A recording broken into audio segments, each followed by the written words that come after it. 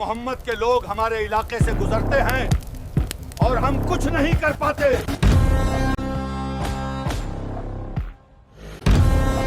کیا تم چاہتے ہو محمد تمہاری جگہ ہو؟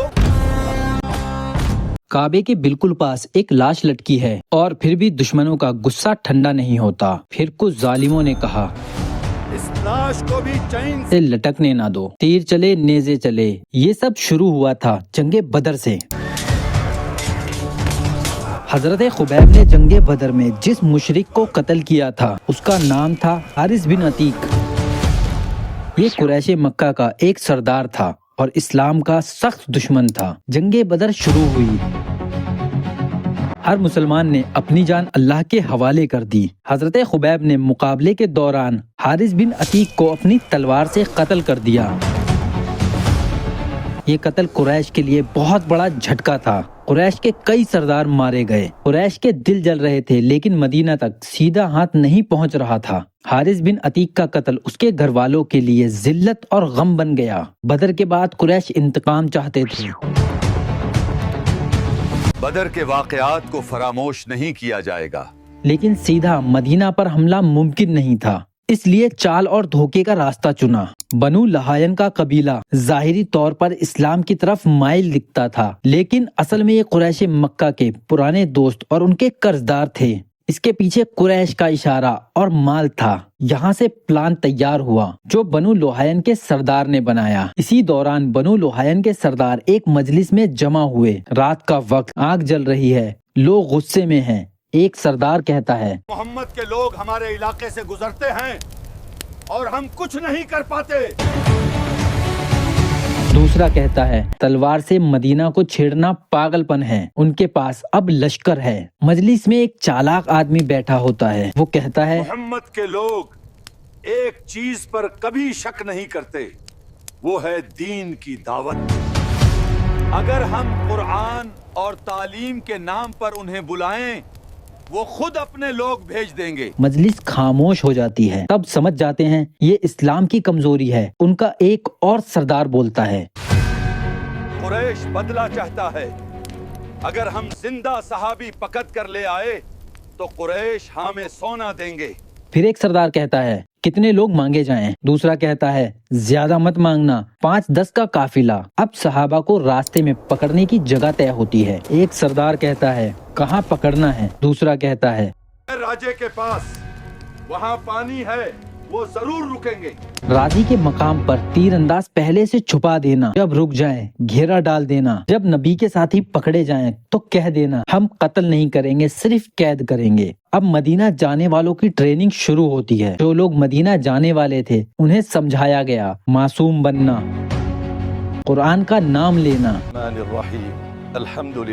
رونا بھی پڑے تو رونا. اگر محمد صلی اللہ علیہ وسلم نے پوچھا کتنے آدمی چاہیے تو کہہ دینا تھوڑے کافی ہیں. آخر میں بنو لہائنہ کا سردار کہتا ہے اگر کچھ مر جائیں کوئی نقصان نہیں، اگر زندہ مل جائیں قریش خوش. جب یہ لوگ مدینہ پہنچے انہوں نے نبی صلی اللہ علیہ وسلم سے کہا یا رسول اللہ، ہم اپنے قبیلے میں اسلام پھیلانا چاہتے ہیں. آپ کچھ صحابہ بھیج دیں جو ہمیں قرآن اور دین سکھائیں. نبی اکرم صلی اللہ علیہ وسلم نے ان کی بات پر بھروسہ کیا اور 10 صحابہ کا ایک چھوٹا سا قافلہ روانہ کر دیا. اس قافلے کے امیر تھے حضرت عاصم بن ثابت اور ان کے ساتھ تھے حضرت خبیب بن عادی اور باقی صحابہ. جب یہ قافلہ راضی نام کے پانی کے مقام پر پہنچا جو مکہ اور مدینہ کے درمیان ایک جگہ تھی، وہیں گھات لگی تھی. بنو لہائن نے پہلے سے 10 سے زیادہ تیر انداز چھپا کر رکھے تھے. جیسے ہی صحابہ نے پانی کے لیے قیام کیا چاروں طرف سے گھیرا کر لیا گیا. دشمن نے کہا ہم تمہیں قتل نہیں کریں گے، صرف قید کریں گے، ہتھیار ڈال دو تاکہ تمہیں قریش کو دے دیں. کچھ صحابہ نے کہا ہم کافروں پر بھروسہ نہیں کرتے. حضرت عاصم نے کہا میں کسی مشرک کے زیر سایہ زندہ رہنا پسند نہیں کرتے. پھر حضرت عاصم اور کچھ صحابہ لڑتے ہوئے شہید ہو گئے. حضرت خبیب اور حضرت زید نے سوچا شاید قید میں رہ کر جان بچ جائے. انہوں نے ہتھیار ڈال دیے لیکن جیسے ہی انہیں باندھا گیا دشمنوں نے رسیاں کس دی.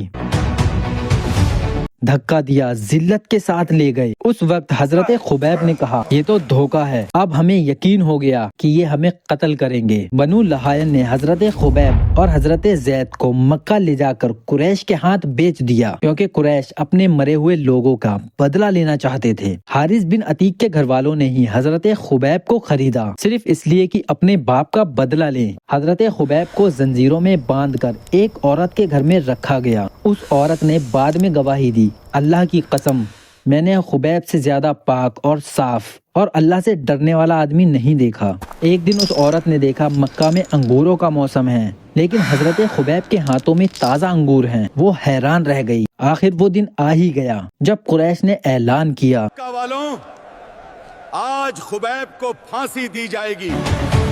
حضرت خبیب کو حرم کے باہر تنیم کے مقام پر لایا گیا۔ لوگ جمع ہو گئے، اب تمہیں کون بچائے گا؟ ہنس رہے تھے، مذاق اڑا رہے تھے۔ کفار نے پوچھا کیا تمہاری کوئی آخری خواہش ہے؟ حضرت خبیب نے کہا مجھے 2 رکعت نماز پڑھنے دو۔ وہ اطمینان سے نماز پڑھتے ہیں، نہ کوئی گھبراہٹ نہ ڈر۔ نماز کے بعد فرمایا اگر تم یہ نہ سمجھتے کہ میں موت کے ڈر سے نماز لمبی کر رہا ہوں تو میں اور لمبی پڑھتا۔ اب ابو سفیان آگے آیا اور کہا کیا تم چاہتے ہو کہ محمد تمہاری جگہ ہو اور تم اپنے گھر والوں کے پاس ہو؟ حضرت خبیب نے بنا سوچے جواب دیا اللہ کی قسم مجھے یہ بھی گوارا نہیں کہ میں اپنے گھر والوں کے پاس چین سے بیٹھوں اور محمد صلی اللہ علیہ وسلم کے پاؤں میں ایک کانٹا بھی چبھے۔ یہ سن کر وہاں موجود مشرک بھی چپ ہو گئے۔ ابو سفیان نے کہا میں نے اپنی زندگی میں کبھی کسی کو اتنی محبت کرتے ہوئے نہیں دیکھا جتنی محمد کے صحابی محمد سے محبت کرتے ہیں۔ جب انہیں سولی پر چڑھایا جا رہا تھا تو حضرت خبیب نے دعا کی یا اللہ ان لوگوں کو گنو، ایک بھی باقی نہ چھوڑنا۔ سولی پہ لٹکانے کے بعد حضرت خبیب کلمہ پڑھتے ہوئے شہید ہو گئے۔ شہید ہونے کے بعد تیر چلائے گئے، نیزے مارے گئے، جسم خون میں ڈوب گیا۔ حارث بن عتیق کا نام تاریخ میں گم ہو گیا، لیکن حضرت خبیب کا نام قیامت تک زندہ رہے گا۔